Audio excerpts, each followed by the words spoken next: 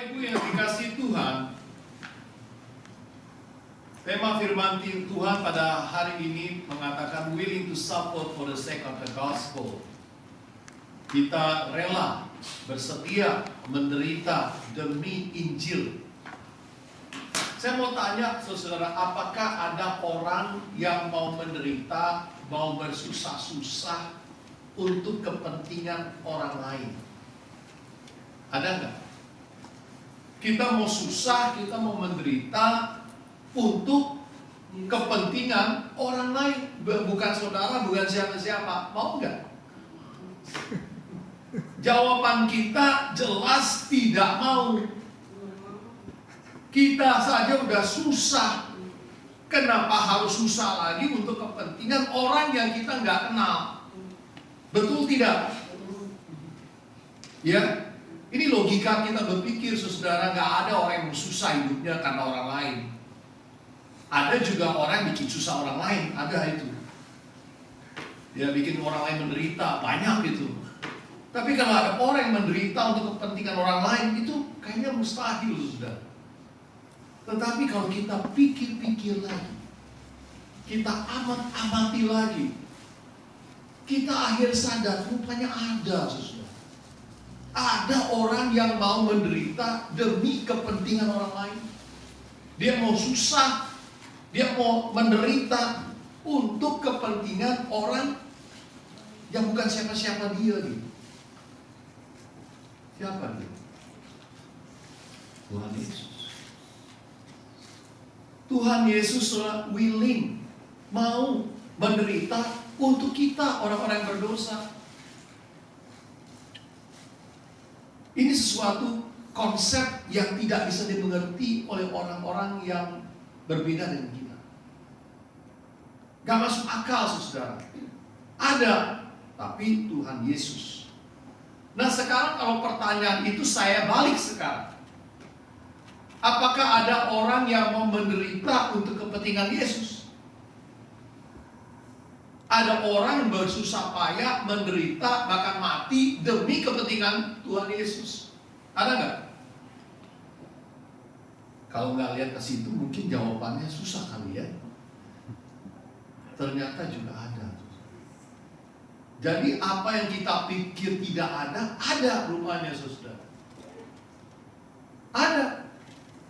Halo Pak Chandra, puji Tuhan, saya ini udah berdoa udah lama loh. Saya berdoa untuk Pak Chandra, saya udah ngomong sama jemaat juga, sekarang kelihatan orangnya.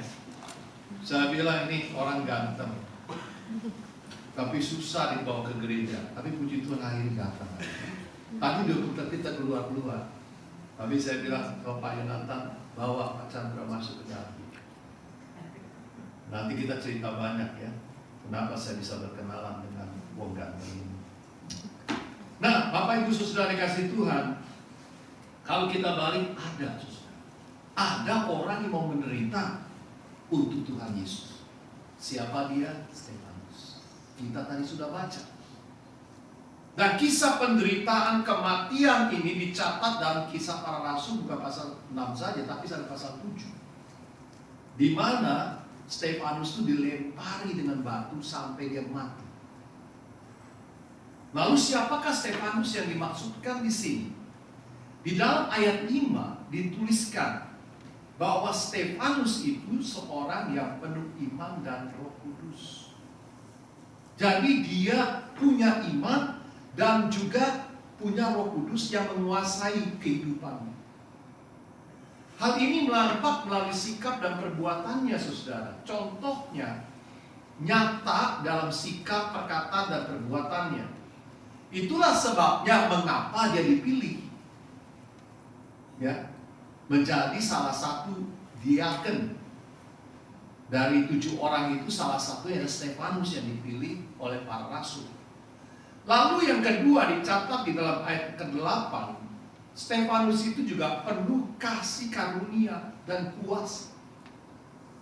Artinya Allah itu memberikan begitu banyak karunia dan memberi kuasa kepada Stefanus dalam melakukan pelayanannya. Oleh sebab itu, saudara, biasanya kalau orang di dalam berkat yang banyak, karunia banyak, ada kuasa yang luar biasa. Orang-orang gak suka tuh ini, gak suka. Ya, sesama pendeta aja bisa ada yang gak suka, saudara. Kan satu pendeta punya kehebatan lebih banyak daripada yang lain. Jadi saudara, itu sesuatu hal yang biasa. Seperti dalam hal bisnis, saudara, itu juga sama. Nah, kalau dalam soal handyman juga begitu juga ya Pak Chandra ya, Pak Yonatan ya. Kita selalu bersaing, saudara, untuk lihat nih siapa yang lebih hebat nih. Dan di dalam kependetaan juga sama seperti itu. Kadang-kadang persaingan itu ada, saudara. Nggak suka kalau orang lebih hebat daripada orang lain. Nah, Stefanus ini lebih hebat daripada kebanyakan orang-orang yang melayani saat itu. Jadi musuh-musuhnya nggak suka sama dia, iri hati terhadap Stefanus. Dan yang ketiga adalah Stefanus juga punya hikmat, wisdom from God. Dan hikmat yang dimaksudkan di sini bukan hikmat yang duniawi, tapi hikmat yang sesuai dengan firman Tuhan. Dia mengerti, memahami akan kebenaran firman Tuhan. Itulah sebabnya disebutkan Stefanus ini berhikmat oleh karena firman yang disampaikan. Memang saudara, ada orang yang punya pengetahuan kitab suci, tapi belum tentu dia berhikmat. Dia punya pengetahuan kitab suci, tapi belum tentu dia punya hikmat. Ada yang begitu. Tetapi tidak akan orang bisa punya hikmat tanpa pengetahuan akan kitab suci. Jadi Bapak Ibu Saudara dikasih Tuhan, ini kita harus mengerti. You may have a knowledge, but maybe you still not a wise man. But it's impossible for you to become wise without having a knowledge in the Bible. Kamu nggak akan bisa disebut berhikmat kalau kamu nggak punya pengetahuan akan firman Tuhan. Nah, sekarang kita lihat apakah pelayanan Stefanus, saudara. Yang pertama, dia sebagai diaken. Tadi saya sudah jelaskan. Dia melayani orang-orang miskin, orang-orang yang susah dalam gereja. Tujuannya supaya para rasul bisa fokus untuk memberitakan firman Tuhan. Kita sudah tahu itu sebelumnya, khotbah sebelumnya. Nah, kita bisa melihat di sini Stefanus dan 6 orang lainnya posisinya itu membantu para rasul. Sebagai diaken, tugasnya membantu para rasul. Dan saudara, Alkitab ternyata tidak pernah ada bikin perbandingan, apalagi studi banding. Perbedaan-perbedaan di dalam pelayanan, nggak ada, saudara. Baik pelayanan firman dan pelayanan meja itu sama-sama pentingnya. Begitu pula seharusnya pelayanan di gereja Tuhan di tempat ini. Kita juga nggak boleh bikin studi banding, nggak boleh membanding-bandingkan pelayanan satu orang dengan orang lainnya. Atau kita boleh katakan, oh pelayanan pemberitaan firman Tuhan seperti Pendeta Haryanto itu lebih mulia, lebih penting daripada Suyen yang masak hari ini. Kita nggak boleh ngomong begitu. Mengapa saudara? Karena baik itu pelayanan masak, cuci piring, musik, sound system, data projector, itu sama-sama pentingnya, sama-sama value-nya di depan Tuhan dengan pelayanan pemberitaan firman. Sama. Jadi saudara, termasuk juga, maaf ya saya mau katakan, kepada ibu-ibu yang jaga anaknya. Jangan berpikir kalau Krista yang ngomong anaknya sama Paul yang kerja di luar, kerja yang di luar itu lebih penting daripada jaga anak. No. Sama-sama penting dan sama-sama nilainya itu. Tidak ada perbedaan dan tidak ada studi bandingnya sebetulnya. Karena sama-sama penting. Nah saudara, yang berbeda itu apa? Jenisnya berbeda. Kategorinya berbeda. Semuanya itu bisa beda-beda. Tetapi nilainya, value-nya tidak ada perbedaan. Tuhan Tuhan akan sangat menghargai semua pelayanan kita dalam berbagai bentuk. Dan semua orang, termasuk yang masak, itu bertanggung jawab kepada Tuhan. Jadi bukan bertanggung jawab kepada siapa, kepada Pak Roy. Nggak bisa begitu. Semua yang melayani Tuhan itu tanggung jawabnya kepada Tuhan. Karena kita melayani Tuhan, subjek kita itu adalah kepada Tuhan kita melayani. Ya. Ibu Ria tadi teks saya, dia bilang nggak bisa datang, maaf, karena masih sakit. Menurut saya, saudara, itu tanggung jawab Ibu Ria untuk kasih tahu ke saya, atau cuma courtesy aja? Menurut saya gimana? Saudara gimana? Menurut saudara, dia harus tanggung jawab laporan ke saya atau enggak? Kalau dia nggak bisa datang, enggak, saudara. Jadi ketika saudara berhalangan hadir di dalam gereja Tuhan, tidak ada tanggung jawab saudara untuk laporan. Karena apa? Karena tanggung jawab saudara kepada yang punya ibadah, yang punya ibadah Tuhan Yesus. Jadi laporannya kepada Tuhan. Maaf Tuhan, saya nggak bisa datang karena saya sakit. Maaf Tuhan, saya nggak bisa datang karena saya mesti ke agent, kuncinya saya rumah ketinggalan. Yang jelas saudara itu. Jadi gitu ya. Kita bukan kepada si pendeta atau pengurus gereja, karena tanggung jawab kita beribadah itu kepada Tuhan kita Yesus. Yang kedua, saudara, adalah melakukan berbagai mujizat dan tanda. Di dalam melakukan pelayanannya, itu banyak mujizat dan tanda-tanda yang dikerjakan, dilakukan oleh Stefanus. Dan kembali ini menegaskan, sekali lagi, sekalipun Stefanus itu diaken, dia bukan rasul, tetapi Tuhan memakai dia begitu luar biasa. Bahkan lebih daripada diaken-diaken yang lainnya. Tapi kuasa dan karunia yang diberikan Roh Kudus itu, saudara, seperti yang diberikan kepada rasul juga sama. Bayangkan saudara, kalau hari ini satu saat nanti Bapak kita Seliwanto bisa menyampaikan firman Tuhan di sini. Amin. Amin. Itu sesuatu radikal. Tapi bisa nggak? Saya bilang nggak ada yang mustahil bagi Tuhan. Karena kuasa Tuhan itu jauh lebih besar daripada yang kita bisa pikirkan.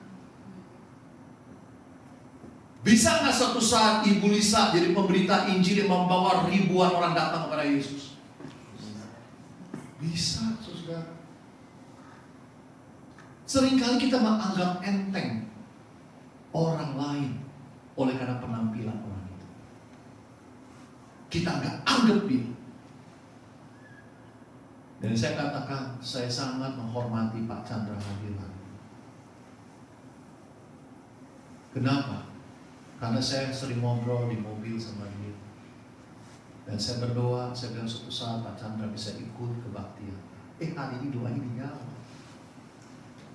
Walaupun tadi ragu-ragu untuk masuk ke dalam, tapi untung ada juga. Jadi Bapak Ibu Saudara dikasih Tuhan, ini adalah satu pelajaran buat kita. Tidak ada orang yang lebih hebat, nggak ada. Semuanya sama. Tuhan bisa jadikan orang biasa menjadi luar biasa, karena dia Tuhan. Jadi tidak ada perbedaan batasan diaken dan rasul. Yang berbeda tuh fokusnya, kriterianya lain.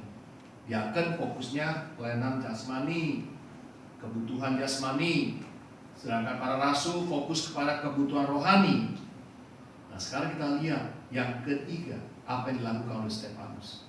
Dia melakukan apologetika. Ayat 9-10. Dia berdebat, dia berargumentasi dengan jemaat-jemaat orang Yahudi yang disebut jemaat Libertini, yaitu mereka yang mengaku percaya Yesus, tapi masih diikat dengan aturan-aturan hukum Taurat, masih diikat dengan ajaran-ajaran Musa di Perjanjian Lama. Jadi not by grace but by works. Bukan karena kasih karunia, Tetapi karena harus melakukan ini dan itu sesuai dengan aturan-aturannya. Dan mereka mengandalkan aturan-aturan itu untuk keselamatan mereka. Dan inilah perdebatan yang terjadi antara Stefanus dengan kelompok orang jemaat Liberty ini. Dan di dalam perdebatan argumentasi itu dituliskan di dalam Alkitab, mereka tidak sanggup melawan hikmat dan Roh Kudus yang mendorong Stefanus berbicara. Saya sering nonton sekarang itu YouTube-nya anak muda yang bernama siapa namanya? Elia. Yang tadi pagi kita nonton. Elia Marlin. Hah? Ya, Elia. Ya. Elia. Dia ini sudah melakukan perdebatan dengan saudara kita yang beragama lain. Tapi hikmat Tuhan itu luar biasa. Saya bilang, aduh saya kagum sekali ya sama dia ini. Ada aja tuh ilham dari Roh Kudus itu membuat dia bisa mampu jawab. Dia nggak pikir, dia langsung jawab. Dan semua jawaban itu semuanya make sense. Sehingga tuh orang-orang yang lawan dia tuh nggak bisa lawan, dia punya hikmat itu. Dan ternyata Roh Kudus yang bekerja dalam diri Stefanus hari ini juga bekerja loh saudara, di dalam diri para apologet yang ada di YouTube itu. Elia Miron. Elia Miriam. Ya. Baru saya ingat lagi, Elia Miriam. Saya suka lupa nama orang sekarang. Tapi saya suka nonton Andre Tunggal. Turunan Yahudi, Pak. Iya. Darah Elia Yahudi. Miriam. Iya, darah Yahudi itu. Tapi kalau kita perhatiin namanya ya kelihatan begitu, dipakai Old Testament punya ini ya. Tapi saudara dikasih Tuhan, kita bisa melihat hikmat Tuhan itu datang karena kuasa Roh Kudus bekerja. Dan yang sama terjadi dalam diri Stefanus. Tetapi ada resiko. Resikonya dialami apa? Stefanus mati dirajam. Mati sebagai martir membela Injil Yesus Kristus. Nah, ada juga orang yang mau berdebat bukan untuk Tuhan, bukan untuk kepentingan firman, tapi cuma untuk puas diri aja, untuk bangga-banggaan aja, untuk hebat-hebatan aja. Nah kalau sampai kalah berdebat, sakit hatilah, mulai cari akal untuk balas dendam. Nah ini yang dilakukan oleh jemaat Liberty ini saudara. Jemaat yang mengatakan percaya Yesus, tapi kelakukan dan tindakannya bertentangan dengan apa yang diajarkan oleh Tuhan Yesus. Sedangkan saudara Stefanus dia berdebat bukan untuk kepentingan dia, bukan untuk kepuasan dirinya, tapi karena pekerjaan Roh Tuhan dalam dirinya itu, supaya Injil Tuhan Yesus ini nggak diselewengkan atau disalah mengertikan. Untuk itulah dia berdebat. Nah kalau begitu orang Kristen boleh debat nggak? Atau nggak boleh debat?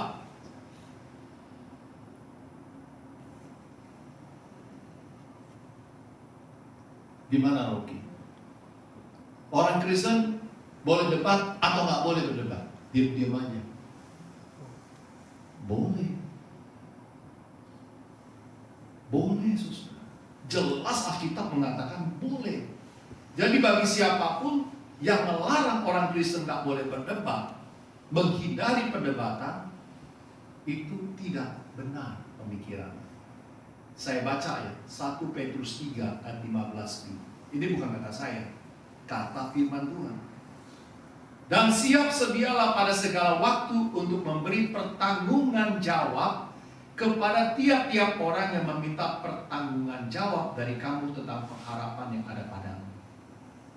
Artinya kita harus bertanggung jawab apa yang kita imani. Kalau kita di-challenge, ditantang dengan iman kita, kita harus bisa menjelaskannya. Oleh sebab itu, saudara, kita harus belajar berapologetik. Sehingga kita tidak ditindas karena kita nggak tahu apa-apa sebetulnya. Cuma datang ke gereja sebagai pendengar yang baik, pulang ditanya, nggak tahu tuh lucu aja pendetanya. Ditanya apa yang dikatakan tadi dalam khotbah, nggak ngerti karena pikirannya ada di tempat lain. Jadi saudara, kita harus bisa menyatakan iman kita di hadapan publik. Kalau kita diserang, kita bisa menjawab. Stefanus yang gak ada target untuk menang dalam berdebat, gak ada. Tapi dia tidak mau Injil diboikotkan, disalah mengerti. Itulah sebabnya dia didorong oleh Roh Kudus untuk bisa mau berdebat, untuk bisa mempertaruhkan apa yang benar seharusnya, dan memampukan apa yang harus dikatakannya, harus disampaikannya. Semua perkataan yang disampaikan itu ada pekerjaan Roh Kudus dalam dirinya. Nah, zaman sekarang ini ada banyak orang ngaku-ngaku dia katanya penuh dengan Roh Kudus. Tetapi begitu pendapatnya diserang, pandangannya diserang, dia nggak bisa jawab kecuali menghina. Udahlah, kita nggak usah debat lah. Udah, orang Kristen nggak boleh debat-debat. Nanti bisa orang jadi sakit hati sama kita. Ini nggak bisa jelaskan karena orang itu nggak pernah mengalaminya. Udah, jangan suka hakimin orang. Ini orang menghindari, bisa karena takut, tapi juga bisa karena nggak ngerti firman. Jadi nggak mau berdebat karena dia nggak ngerti. Jadi dia lari. Jadi Bapak Ibu Saudara dikasih Tuhan, ini omong kosong saudara. Kalau kita mau lari itu kita nggak benar. Dalam kitab suci, baik para nabi, Yohanes Pembaptis, rasul-rasul, Petrus, Paulus, dan semuanya, bahkan Yesus sendiri, dia tidak pernah lari dalam perdebatan. Dia sering terlibat dalam perdebatan dan dia selalu menang. Kenapa? Karena motivasinya bukan untuk menang-menangan, tapi motivasinya untuk kebenaran, supaya kebenaran itu dinyatakan kepada semua orang. Yang keempat, Stefanus memberitakan Injil kepada mahkamah agama Yahudi. Luar biasa. Di dalam satu sidang, orang kalau mau datang ke kota aja udah ngeri, saudara. Tetapi ini menyatakan Injil di depan publik. Publiknya itu bukan publik siapa-siapa, itu semua para petinggi agama, saudara.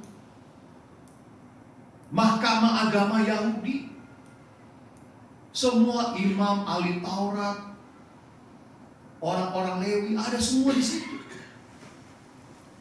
Nah, di sini kita bisa lihat pelayanan Stefanus nggak harusnya seperti sejauh itu. Pelayanan sebagai diaken itu tujuannya, fokusnya itu cuma pelayanan jasmani. Orang miskin, orang susah perlu dibantu. Tetapi di dalam praktek kenyataannya, dia melakukan pemberitaan firman. Bahkan sekarang melakukan di depan mahkamah agama. Nah, apa yang dikatakan firman Tuhan ini? Kita tidak boleh membatasi pelayanan seseorang. Contohnya, saya ngomong ke anak saya, Yan, udah dah, kamu masih terlalu muda, jangan jadi leader, jangan jadi apa-apa, udah jadi orang biasa aja, gak usah berita-beritakan firman itu. Entah kalau kamu diserang, kamu bisa jawab lagi. Udah gak usah, biar papa aja yang maju. Ah, itu salah. Kita tidak boleh membatasi siapapun dan dimanapun dalam pelayanan. Kalau Roh Kudus mau memakai anak saya, dia akan bisa pakai, dan saya nggak bisa tahan itu. Kalau Roh Kudus juga mau memakai saudara di tempat ini, saya juga nggak bisa tahan, karena itu pekerjaan Roh Tuhan. Yang pasti janganlah bergosip, tapi bergospel. Gosip memang dilarang, tapi nggak pernah ada larangan di Alkitab yang bergospel. Dan itu dianjurkan untuk saudara memberitakan Injil kepada semua orang. Kalau misalnya saudara sudah mulai saudara melihat orang lalu merendahkan dia dan kata-kata dia nggak mungkin dah, ngomongnya gagu begitu, gimana sih mau nyampe firman? Ngomongnya aja mana mungkin jadi pemberita Injil. Jangan anggap enteng. Jangan anggap rendah orang. Karena orang orang yang tidak kita lihat itulah suatu saat Tuhan pakai untuk mempermalukan orang-orang yang hebat, orang-orang yang beriman.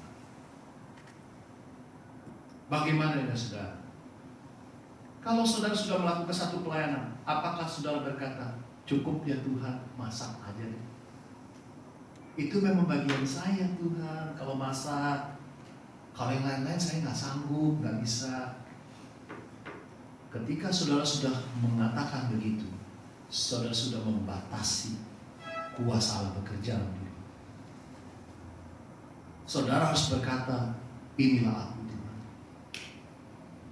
Bentuklah aku dan pakailah aku sebagaimana yang Engkau mau. Itu yang menjadi doa kita. Tadi saya mengajak Bapak Teja berdoa di dalam. Pak Teja senior dan saya hormati, pengalaman dalam pelayanan luar biasa. Tuhan memakai dia begitu luar biasa. Dan saya punya iman dan keyakinan Tuhan akan terus memakai hamba Tuhan ini di masa-masa yang datang. Yang kita nggak bisa pikir, saudara. Mungkin banyak orang udah berpikir, Pak Teja udah tua, umurnya berapa? Tapi dengan dia tegak melangkah, dia berjalan, saudara. Saya tahu ini masih panjang nih waktu Tuhan. Kalau dia udah mulai, namamu siapa ya? Itu baru deh. Kayaknya udah selesai deh waktu Tuhan. Karena nama istrinya aja lupa, ini siapa ya? Di sebelah saya siapa nih? Baru kenal? Kalau udah sampai ngomong begitu, saudara, udah waktunya Tuhan, udah stop. Tapi dia masih alert, saudara. Masih brilian, masih banyak ide-ide pemikiran. Itu yang saya katakan, wah ini masih panjang nih waktu Tuhan. Jadi jangan kita anggap enteng seseorang ketika dia sudah tua. Buktinya papa saya berdoanya luar biasa. Kalau saya ikut persekutuan doa, papa saya berdoanya mantap, saudara. Ini ada satu contoh-contoh nyata di sekitar kita, bahwa ternyata orang-orang yang kita mungkin sudah anggap nggak bisa, udah nggak mampu, ternyata Tuhan bisa pakai luar biasa. Oleh karena itu jangan batasi Tuhan dengan berkata, aku cuma bisa ini doang Tuhan. Saudara perhatikan ketika Pak Wanto jadi suami, dia ngomong loh, suara saya itu kadang-kadang bisa suara 6, suara 7. Kan saudara kan tahunya cuma suara 1, 2, 3, 4 ya Pak ya, Pak Pohan. Paling banyak kan suara 4 kan. Dan Pak Wanto bisa suara 5, suara 6, suara 7, bisa saudara. Tetapi tidak menghalangi dia untuk melayani Tuhan. Dan ini yang saya katakan, ketika kita mau, bukan karena kita mampu. Kalau engkau mampu, tapi engkau tidak mau, tidak pernah dipakai Tuhan. Tetapi ketika engkau mau, tapi engkau tidak mampu, Tuhan berkuasa memampukan karena kemauan itu. Jadi Bapak Ibu Saudara, ini adalah pekerjaan Tuhan yang luar biasa yang Tuhan percayakan kepada saudara dan saya. Jangan pernah give up dan berhenti ketika engkau cuma jadi tukang masak dan kamu katakan saya nggak bisa layani yang lain.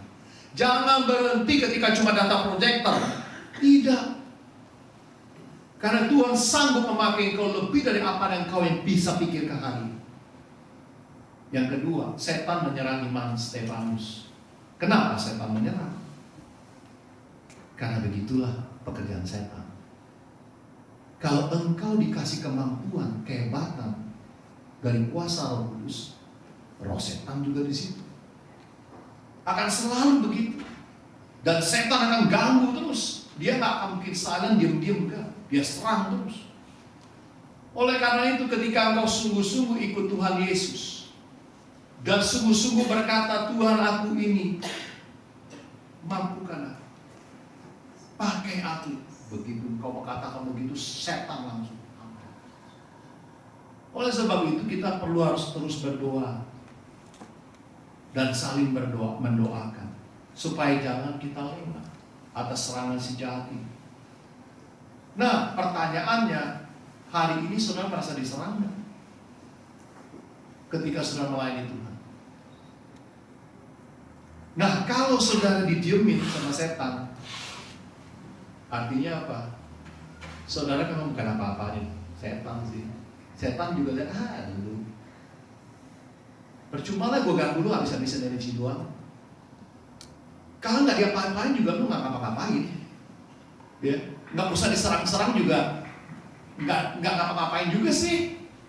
Tapi begitu, kamu ada sesuatu yang kau kerjakan bagi Tuhan, disitulah serangan itu datang. Dihajar, diserang, dijatuhkan. Tetapi kalau engkau bukan apa-apa, setan nggak mungkin gangguin. Karena itu, saudara, hati-hati. Belum tentu sudah juga orang Kristen sejati. Kalau orang nggak sungguh-sungguh jadi anak Tuhan, ngapain tuh setan godain kita? Tapi kalau ada hamba Tuhan yang betul-betul dipakai, udah pasti sudah diserang, dihajar, saudara. Oleh sebab itu kita perlu banyak berdoa untuk hamba Tuhan seperti itu. Saya pikir Stephen Tong itu nggak banyak yang doain. Ratusan ribuan orang, saudara.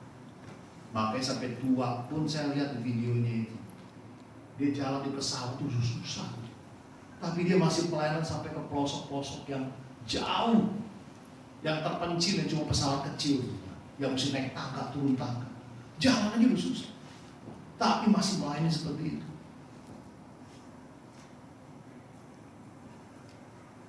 Jadi kita bisa lihat contoh-contoh yang nyata sampai hari ini. Dan setan juga bisa memakai sesama orang Kristen untuk menyerang Stefanus. Siapa orang Kristen ini? Orang-orang yang ngaku pengikut Yesus, tapi gak sungguh-sungguh memahami Injil dengan benar. Dan orang-orang seperti ini yang berbahaya. Mereka fanatik terhadap ajaran tertentu, tapi gak ada kebenarannya. Dan tidak ada Roh Kudusnya di situ. Ini fanatisme yang membabi buta, yang tidak ada pimpinan Roh Kudusnya. Dan tidak sungguh-sungguh memahami firman Tuhan dengan hikmat Tuhan. Nah, sikap hidupnya kan kelihatan. Dihalalkan segala cara untuk mencapai tujuan. Mereka fitnah Stefanus, ada juga saksi palsu, bahkan pembunuhan. Nah, apakah sudah fanatik? Itu baik fanatik. Jadi saya katakan fanatik itu bukan hal yang buruk. Fanatik itu hal yang baik, tapi kalau dipimpin Roh Kudus. Tapi kalau sesuai dengan firman Tuhan. Tapi kalau membabi buta, jangan fanatik. Ketika mendengarkan firman Tuhan, mereka bukannya bertobat, berubah, tapi semakin bertambah jahat. Nah, ini kita harus ingat. Ada dua kemungkinan ketika kau mendengarkan, saudara dan saya mendengarkan firman. Bertambah benar hidupnya, atau bertambah jahat. Jadi kadang-kadang saudara ketika orang gak suka sama firman Tuhan, dia bertambah jahat. Tapi kalau orang ditegur oleh firman Tuhan, dia bertambah benar. Jadi saudara di mana? Itu your choice. Yang kedua, Stefanus menderita oleh karena Injil. Difitnah, ditangkap, diadili, tuduhan-tuduhan palsu. Dan kalau saudara melihat hal ini sama dengan apa yang Tuhan Yesus alami. Dia potret dari Tuhan Yesus. Stefanus potret dari Tuhan Yesus yang mengalami penderitaan karena Injil. Itu yang Tuhan Yesus katakan di Yohanes 15 ayat 18 sampai 20a. Jikalau dunia membenci kamu, ingatlah bahwa ia telah lebih dahulu membenci aku daripada kamu. Sekiranya kamu dari dunia, tentulah dunia mengasihi kamu sebagai miliknya. Tetapi karena kamu bukan dari dunia, melainkan aku telah memilih kamu dari dunia, sebab itulah dunia membenci kamu. Ingatlah apa yang telah kukatakan kepadamu, seorang hamba tidaklah lebih dari tuannya. Jikalau mereka telah menganiaya aku, mereka juga akan menganiaya kamu. Jadi ketika engkau menderita bagi Yesus, menderita demi Injil, Inilah perjuangan yang telah dilakukan oleh Tuhan Yesus, yang diteruskan oleh Stefanus, dan kita akan terus melanjutkan. Setan akan pakai semua cara, termasuk orang-orang di sekitar kita, untuk menjerumuskan, untuk menghancurkan kita. Salah satunya kita bisa lihat Stefanus diputarbalikkan, fakta diputarbalikkan, dan itu terus terjadi sampai hari ini. Hamba Tuhan seringkali difitnah oleh karena khotbahnya. Orang kutip konteks khotbah ini cuma sepotong, tapi diperluaskan dengan tambahan macam-macam. Akibatnya tidak sama dengan konteks yang seharusnya disampaikan. Masih ingat kan kasus Ahok yang mirip-mirip itu?